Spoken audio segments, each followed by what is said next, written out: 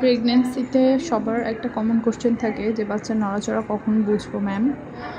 তো আমরা প্রায় দেখা যায় যে আলট্রাতে আপনাদেরকে ভিডিওতে দেই যে 14 সপ্তাহের একটা বাচ্চা নড়াচড়া কি সুন্দর বোঝা যাচ্ছে, বা 15 সপ্তাহে বা 16 সপ্তাহে। তো অনেকেই বলেন যে কমেন্টে যে ম্যাডাম আমি তো এখনও বুঝি না, আমার তো 20 সপ্তাহ 22 সপ্তাহ এরকম।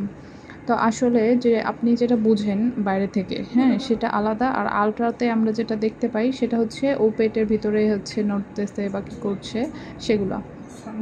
তো পেটের ভিতরে ও তো যখন অনেক ছোট থাকে ওই সময় আলট্রাতে আসলে খুব ভালো বোঝা যায়, যেটা আপনি বাস্তবে এটা বুঝেন না, কারণ ও তখন অনেক ছোট, যেটা আপনার পেটে স্পর্শ ওভাবে ও তখনও করে না হাত পা দিয়ে।